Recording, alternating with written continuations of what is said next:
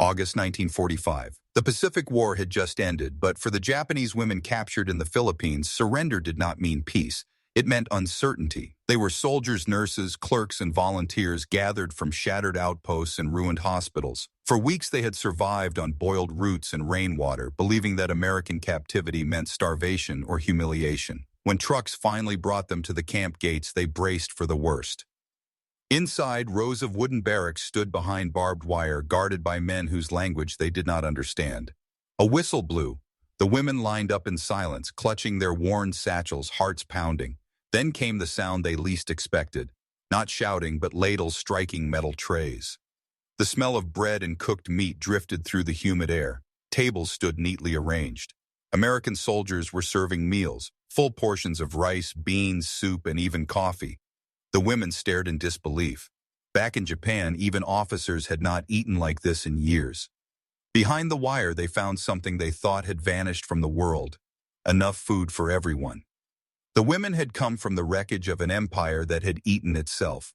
By the final months of 1945, Japan's supply system had collapsed. Merchant convoys lay at the bottom of the Pacific, rice fields at home were ruined, and the Imperial Army's proud ration tables had turned into fantasies. Soldiers lived on half rations of barley and dried fish. Officers hoarded canned goods when they could find them. In jungle hospitals and island garrisons, nurses learned to water down soup and grind tree bark into flour. Hunger had become a companion more loyal than rank. When the women were captured in the Philippines, they expected that hunger to follow them into captivity. Japanese propaganda had told them Americans tortured prisoners, starved them, or used them for labor until they died. Even surrender was branded shameful. Better to die loyal than live dishonored. Yet exhaustion had conquered ideology. Many surrendered simply because they could no longer stand.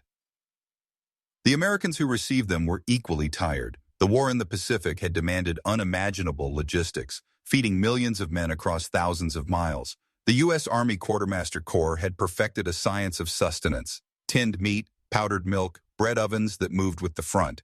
By the time victory came, there was surplus everywhere. Supply ships still unloaded crates of flour, coffee, and canned vegetables, even though the fighting was done. Prisoner camps inherited that abundance. The camp outside Manila was one of dozens established under the 8th Army's supervision. It held about 200 women, former Army nurses, clerks, and civilian auxiliaries. The Americans fenced off a small compound for them, separate from the male prisoners. It was built from lumber salvaged from bombed warehouses, each barrack numbered with white paint. The first morning, the women expected interrogation. Instead, they were told to line up for medical inspection and breakfast. The meal stunned them: oatmeal, bread, jam, coffee, and fresh fruit, items unseen in Japan for nearly a decade. A few refused at first, convinced it was a cruel trick. But when they saw the guards and cooks eating the same food, hesitation gave way to disbelief. The Americans treated meals as routine, not generosity. To them, feeding the enemy well was a matter of regulation and pride, proof that their system worked better than the one they had defeated. For the Japanese women, every bite carried irony. Only months earlier, they had watched wounded officers in Luzon fight over scraps of canned pineapple. In the home islands, civilians were boiling weeds for soup, children fainting in ration lines. Yet here, inside the fences of defeat, they were offered butter and sugar. One woman later recalled, "We were prisoners, but we ate like generals." The Americans were aware of the symbolism. General MacArthur's staff insisted that humane treatment of prisoners would become a moral weapon in the occupation. Feeding former enemies well would demonstrate the strength of democracy more clearly than speeches. The camp commander explained to his men that the war was over, and their task was now to represent civilization. "No revenge," he said. "We show them what victory looks like." Still, for the guards on the ground, humanity often clashed with memory.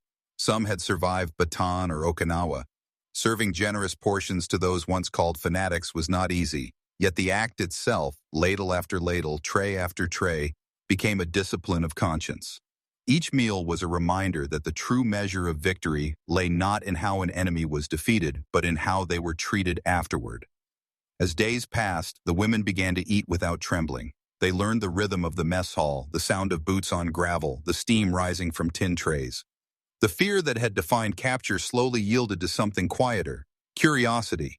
Could the world beyond propaganda really look like this? Could the enemy's kitchen teach them what dignity meant? They did not yet know it, but the lessons of that dining table would soon reshape their understanding of honor, hierarchy, and the meaning of survival itself. In the last years of the Pacific War, Japan's soldiers had learned to live without food. The Imperial Army's doctrine preached self-denial as virtue. Hunger was proof of loyalty.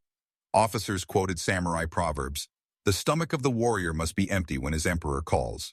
In jungle outposts, men chewed palm fibers, ate snakes, or boiled leather belts to survive. Malnutrition killed more Japanese troops than American bullets. The women who served alongside them saw it firsthand. They had watched wounded officers fight over a handful of rice, seen nurses faint beside operating tables for lack of calories. That was the world they carried into captivity. When they entered the American camp and saw barrels of flour and crates of meat stacked near the kitchens, disbelief gave way to shame. Many turned their faces away, unwilling to show hunger. To eat so freely felt almost immoral. Their entire culture had glorified endurance, the ability to survive on less, to suffer without complaint. But the Americans measured strength differently. For them, feeding soldiers and prisoners well was proof of efficiency, not weakness. The U.S. Army's food system was an empire of its own. Each camp mess hall was a miniature factory. Ovens, cold storage, washing stations, men from the Quartermaster Corps, bakers, butchers, and cooks trained at Fort Lee managed logistics like clockwork. They fed thousands of prisoners 3 times a day, often with the same ingredients served to American troops. Their goal was uniformity, not luxury. But to those who had come from the starvation of Japan's collapsing army, even uniformity looked like abundance. The first reports from Red Cross inspectors described the women's condition as malnourished but improving. Within 2 weeks, their body weight increased noticeably. Doctors recorded lower heart rates, stabilized fevers, and an almost childlike fascination with food. The women learned new words from their guards: coffee, bread, butter. They pronounced them carefully, sometimes writing them in notebooks distributed by the camp office. To the Americans, this was public relations with a conscience. News photographers occasionally visited to document civilized standards of treatment. The images showed Japanese women lining up neatly in pressed uniforms, smiling faintly as they received trays of food. Back home, few Americans ever saw these photos, but they were sent to Washington as proof that the United States could defeat an empire without surrendering its humanity. Inside the camp, the act of eating together began to change everything. The guards stopped seeing the women as symbols of an enemy nation and began seeing them as people, tired, polite, and grateful.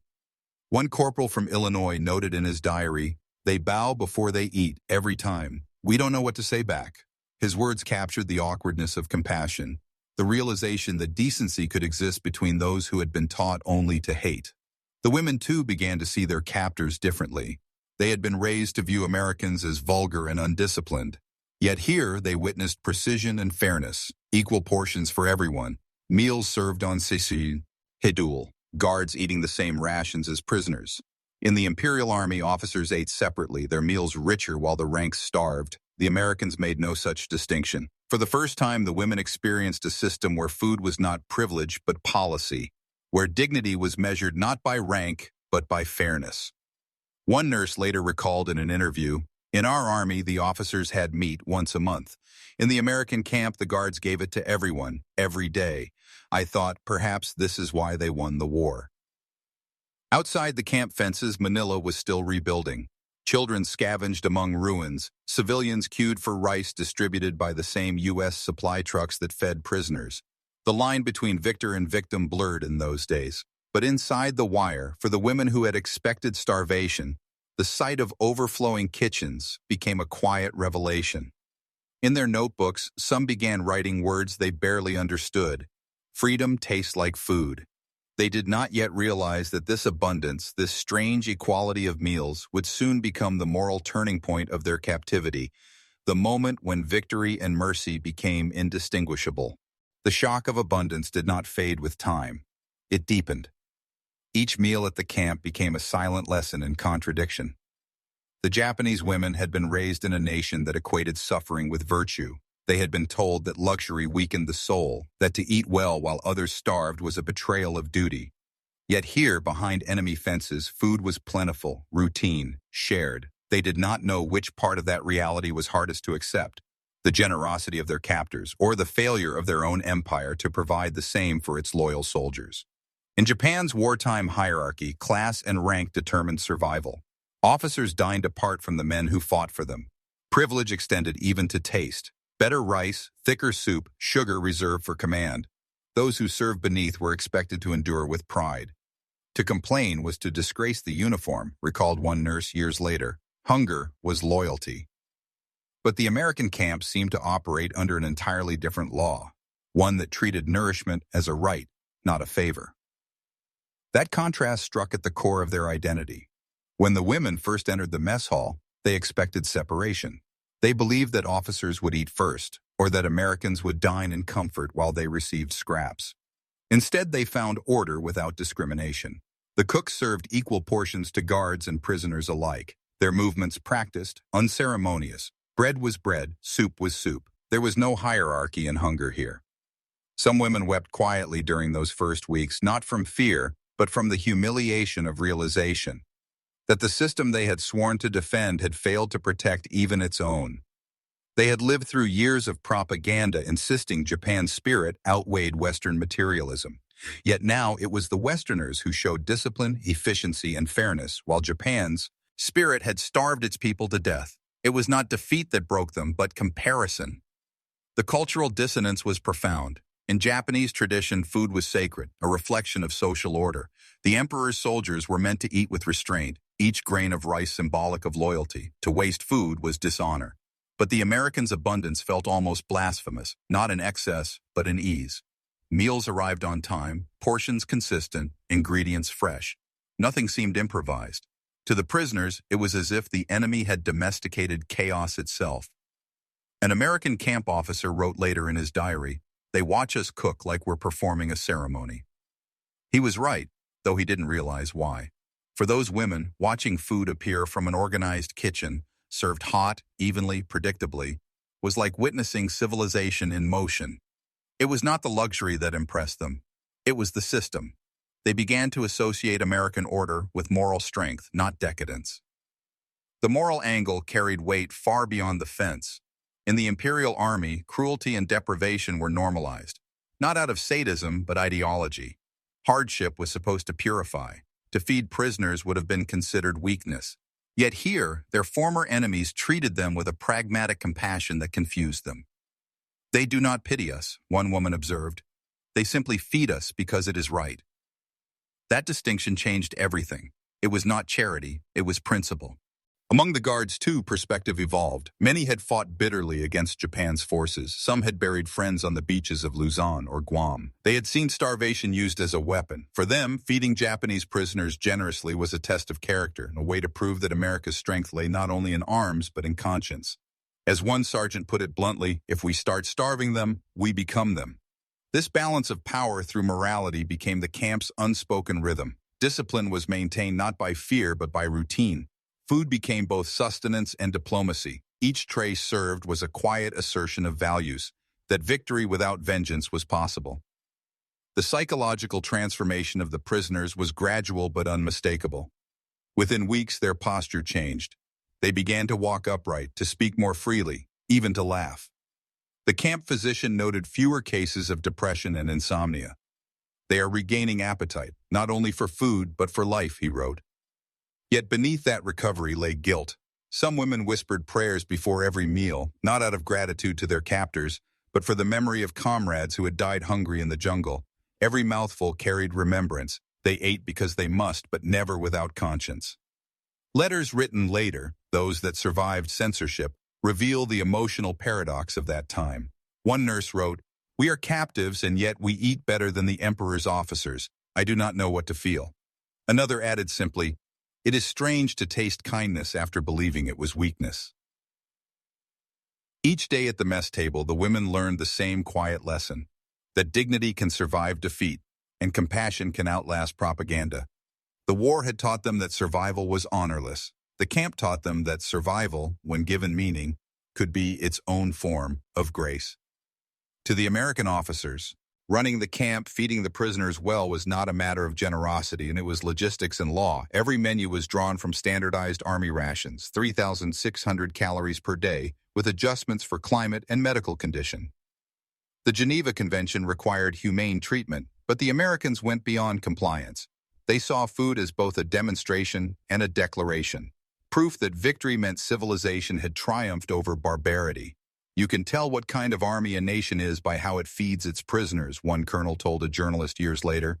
"We wanted ours to speak for itself." The guards didn't realize that their routine acts, serving rice, handing bread, pouring coffee, were dismantling years of enemy indoctrination. The Japanese women had been taught that surrender stripped a person of humanity. To be fed was to be pitied. But pity never appeared in the Americans' gestures. They ladled stew with mechanical fairness, their faces blank from repetition. It wasn't kindness exactly, it was equality, and that made all the difference. Inside the camp, mealtime became ceremony. Each day at dawn, a whistle called the women to line up beside the kitchen, the clang of metal trays, the smell of bread, the hum of conversation. All these became sounds of order. The women bowed slightly before receiving food, and though the guards never understood why, they bowed back out of instinct. That rhythm, repeated 3 times a day, softened the air between them. Some guards began learning Japanese words for food, pan for bread, mizu for water. The prisoners in turn picked up English, thank you, good morning, coffee hot. These exchanges were small, almost comical at first, but each word bridged the distance of war. The camp became a place not of punishment, but of quiet transformation. The women soon discovered another surprise. The fairness extended beyond them. American enlisted men and Japanese prisoners often ate identical rations. A corporal from Wisconsin joked that he envied their rice portions. This equality was inconceivable in Japan's militarized world, where officers had feasts while privates gnawed on dry beans. The women began to talk among themselves, realizing that the enemy's army, the one they had been told was decadent and cruel, actually treated its own ranks with more respect than theirs ever had. This recognition hurt more than defeat itself. For many, it shattered the illusion that Japan's suffering had been noble. They began to wonder whether the war had ever been about honor at all. "If we had cared for our soldiers like they do," one nurse wrote later, "maybe we would not have lost." It was not admiration. It was painful clarity. The camp chaplain, a soft-spoken Methodist from Iowa, noticed the change. In his reports, he described the women as receptive to decency. When he asked one if she missed her home, she replied, "I miss it, but here, there is peace." He did not press her further. For her, peace meant regular meals, sleep without bombardment, and the strange calm that came from routine fairness. Outside, Manila was healing in its own broken rhythm. American engineers rebuilt bridges. Filipino families cleared rubble. In the markets, the smell of coffee and bread began to return, luxuries during the occupation. Sometimes, when the wind shifted, that scent reached the camp and blended with the smell of soup from the mess. The women would pause, inhaling deeply, as if the air itself were teaching them that life could begin again. The humanitarian officers who visited often wrote in awe of the transformation. One Red Cross inspector noted, "Discipline maintained without hostility, dignity of prisoners restored through routine of nourishment." She called the Manila camp a model of humane captivity. For her, the detail that stood out most was not the orderliness of the barracks, but the sound of laughter from the dining area. Laughter, faint but genuine, where only fear had lived. Even among American soldiers hardened by combat, that laughter changed something. Many guards had arrived angry, haunted by memories of Bataan or Okinawa. But in feeding those who had once been enemies, they found a strange kind of absolution. "Maybe this is how we end wars," one private wrote home, "not with parades, with supper." The contrast between empires could not have been clearer. Japan had preached sacrifice, starvation, and divine duty. America practiced supply, abundance, and pragmatism. One built obedience through suffering, the other built loyalty through provision. And in that difference lay the lesson both sides would carry into peace. For the Japanese women, the discovery was not just physical nourishment, it was ideological disarmament. Each bowl of soup told them that the world they had been taught to despise could also be fair. They began to draw small sketches in their notebooks. bread loaves, coffee cups, fruit bowls, symbols of a moral system that equated care with strength. Years later, one of them, interviewed for an oral history in Tokyo, summed it up in a single line: "We learned democracy from food." That sentence, simple and unadorned, captured the entire paradox of the post-war transformation. The camp did not teach politics. It taught fairness. It did not lecture about rights. It served them on a tray. And somewhere between the hunger of defeat and the fullness of recovery, these women discovered that the truest measure of civilization might not be how a nation fights, but how it feeds. The realization arrived quietly, not through words or lectures, but through the clatter of trays. It was noon, late September 1945. Rain drummed on the tin roof of the camp kitchen, a steady rhythm that softened the usual military sounds. Inside the mess hall, steam rose from pots of stew, bread baked in portable ovens, and the scent of coffee drifted across the gravel yard. The women filed in, uniforms patched, hair tied back with strips of cloth. They had learned the order of things now. Line up, receive your portion, bow, sit. It had become routine. But that day, something was different. An American supply truck had arrived the night before, carrying crates labeled U.S. Army Rations, Type B. The cooks unpacked them methodically: canned peaches, powdered eggs, tinned butter, even chocolate. When the women saw the golden fruit glisten in metal trays, disbelief spread. Eat through the line like electricity. Canned peaches, sweetness, color, memory. Some covered their mouths to hide tears. One nurse whispered, "Even our generals never had this." The guards noticed. They slowed their serving pace, unsure whether to smile or look away. For them, these rations were mundane, standard calories for standard days. For the prisoners, they were proof that the enemy's decadence was discipline in disguise. They had been told that Americans wasted everything. Instead, they found precision in plenty. Every ladle measured, every plate equal. It was abundance organized into fairness. When the women sat to eat, the room went silent except for spoons and rain. A corporal from Kansas overseeing the kitchen muttered to his friend, "They act like this is a feast." His friend replied quietly, "Maybe it is." As the women tasted the stew, the sweetness of the peaches, the warmth of the bread, they began to feel something foreign. Not gratitude, not relief, but confusion that bordered on guilt. They remembered the soldiers they had tended in jungle hospitals, men hallucinating from hunger, officers sharing one cigarette among five, boys dying with empty stomachs, whispering the emperor's name. Now, sitting behind enemy wire, they ate better than those men ever had. The contradiction was unbearable. Some bowed their heads and wept openly. Others forced themselves to chew slowly, as though to respect what they could not explain. For the first time, they understood that the war they had been told was glorious had starved its own children, while the barbaric West had built an empire of logistics that fed even its captives. That afternoon, the camp commander entered the dining area. He was a tall, weathered man, his sleeves rolled, his expression unreadable. He watched in silence as the women finished their meal. Then, without ceremony, he took a tray, served himself from the same pots, and sat among them. No guards saluted, no one spoke. He ate quietly, deliberately, and when he finished, he stood, nodded once, and left. To the Americans, it was nothing, just another lunch. To the women, it was revelation. In their army, a general would never sit among the ranks. The act itself violated every law of hierarchy they had known. Equality had always been a foreign language. Now it was being translated through food. That night, few could sleep. The storm had cleared, leaving the camp soaked and glistening. Some women huddled under blankets, whispering that perhaps the Americans' strength came not from weapons, but from this: their refusal to starve, their insistence that even an enemy must eat. One nurse wrote in her journal, "If this is what they feed prisoners, how do they feed their own? No wonder they won." For the guards, the emotional weight of that day lingered too. They had witnessed fear turn to astonishment, and astonishment to something like respect. The younger so. Elders joked less afterward. They cleaned the kitchen more carefully, began seasoning the rice so it wouldn't stick. Some started adding small touches: extra fruit, warmer coffee, softer words. They didn't do it for praise. They did it because, in that mess hall, they had seen what victory really meant. The photographs taken that week would later reveal the subtle transformation. Women sitting upright, faces calm, spoons poised over trays that looked no different from those of their guards. No barbed wire visible in the frame, only shadows and light. In those frozen images lay the unspoken truth of the occupation. That power was no longer expressed by deprivation, but by generosity. That day, the women ate until the pots were empty.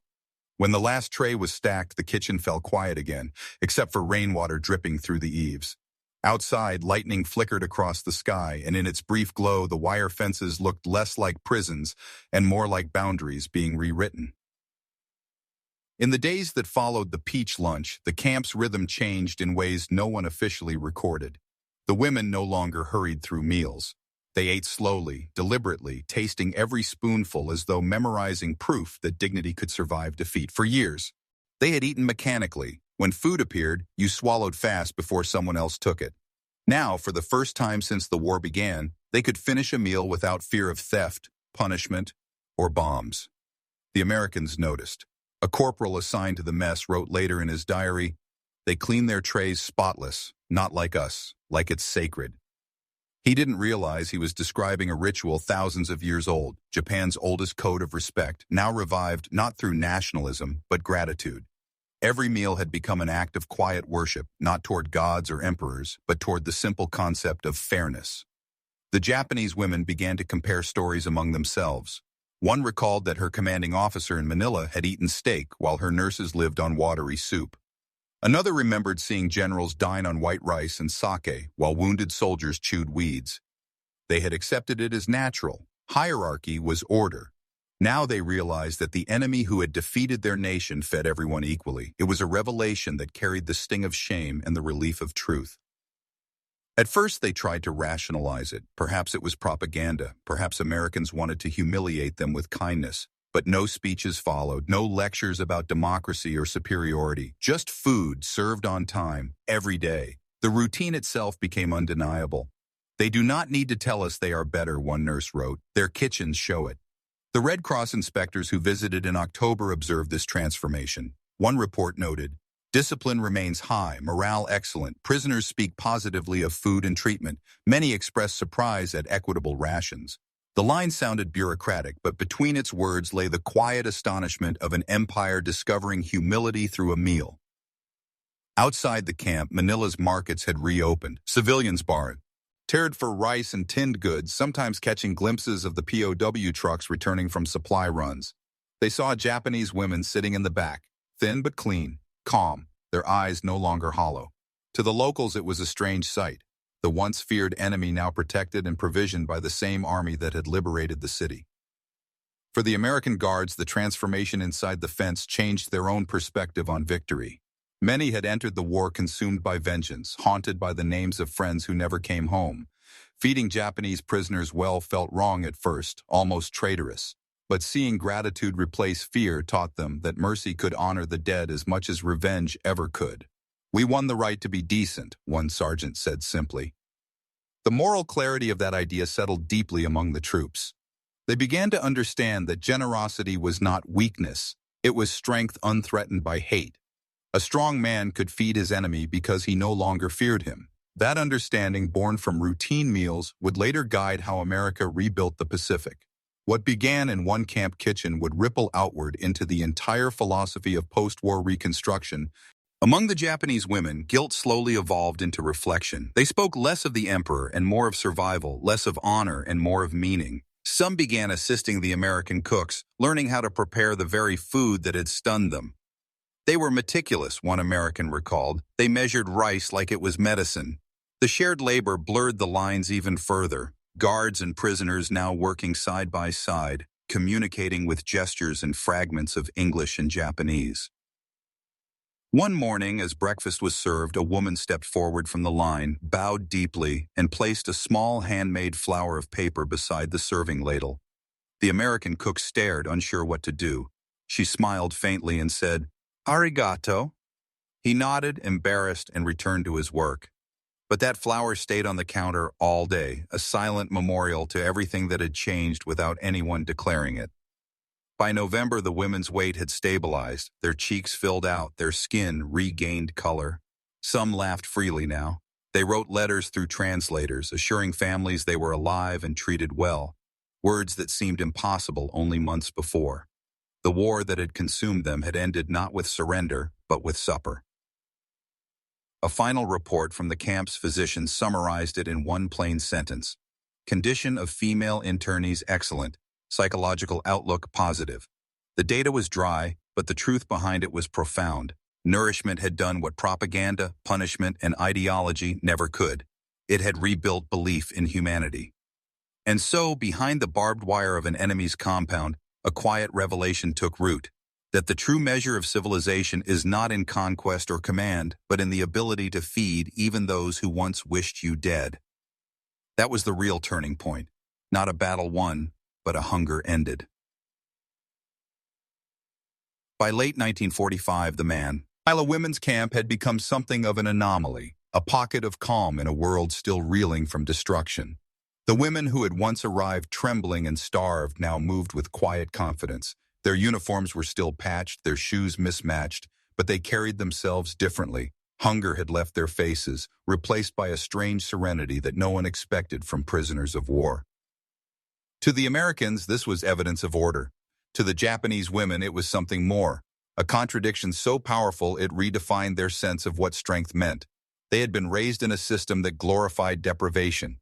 To eat little was noble, to endure was divine, and to die hungry was to die honorable. Yet here they saw the opposite, an army that fed its enemies well, that equated nourishment with dignity, and that measured discipline not by suffering but by fairness. It was an inversion of everything they had been taught, and in that inversion lay the beginning of moral clarity. The camp commander understood the significance even if he never said it aloud. He maintained strict routine but encouraged the cooks to continue serving full rations. His reports to headquarters mentioned improved cooperation, stable morale, and complete compliance with order. But what those bureaucratic phrases hid was the quiet transformation that had taken place behind the wire, a transformation that no policy could have predicted. The Red Cross noted it too. Their December inspection report described the female internees as healthy, organized, and of high spirit. One observer wrote privately, "These women seem grateful in a way I have not seen elsewhere. It is as though they have discovered faith in fairness itself." The food became the center of their world. The women often gathered near the kitchen window just to watch the cooks work.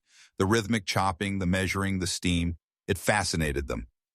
"They treat food like work, not worship," one nurse remarked, "and yet it feels holy." The Americans did not understand that statement, but the women meant it literally. For them, each balanced meal symbolized a kind of moral equality that Japan's wartime hierarchy had denied. As the months passed, they began to participate in small ways, scrubbing trays, washing pots, preparing rice. The guards allowed it, even welcomed the help. In those shared labors, the language barrier softened. An American would point, gesture, smile. A Japanese nurse would nod, bow, and repeat the movement. The rhythm of work became a form of conversation, the kind that needed no interpreter.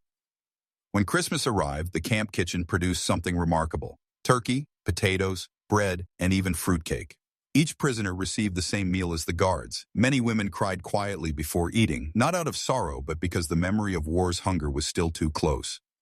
The guards, unsure how to react, simply ate in silence beside them. For a few minutes, the camp ceased to be a prison. It became something resembling community. In the following weeks, small acts of kindness multiplied. The Americans began teaching English phrases, while the women taught Japanese etiquette, how to bow correctly, how to serve tea respectfully.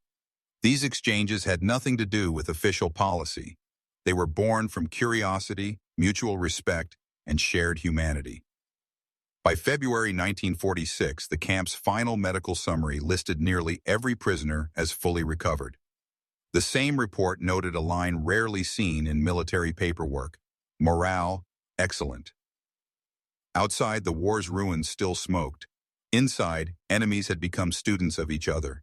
And as the women cleaned their trays after dinner, one of them said softly, "Our army told us we were superior, but we starved. Here, even prisoners are fed. Perhaps the world is not as we were told." No one answered her, but in the quiet that followed, every woman felt the same truth settling inside her. The war was over. The hunger, physical and moral, had ended too. When the repatriation orders finally came in the spring of 1946, the camp grew quieter each day. The women packed what little they owned: folded uniforms, photographs, small notebooks. Many kept one simple item above all else: a spoon, a tin cup, or a scrap of the paper napkin stamped U.S. Army mess. For them, these were relics, reminders of a place where for the first time, they had been treated as equals. The morning of departure was gray and humid. Trucks waited by the gate, engines idling softly. American guards lined the road, some smiling awkwardly, some simply nodding. The women bowed deeply, one after another, before climbing aboard. A few carried handwritten notes translated by interpreters. "Thank you for feeding us well." Another read, "We learned peace from food." The major in charge, a man who had spent 4 years at war, saluted as the last truck pulled away.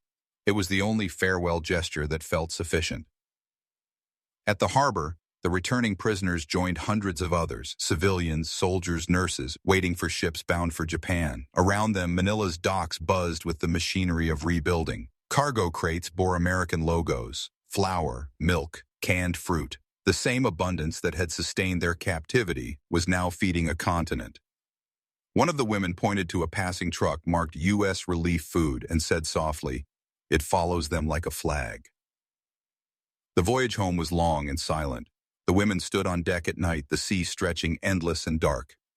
Many dreaded what awaited them in Japan, a ruined land, families lost, and a society that still equated captivity with shame. Some planned to hide their experience entirely.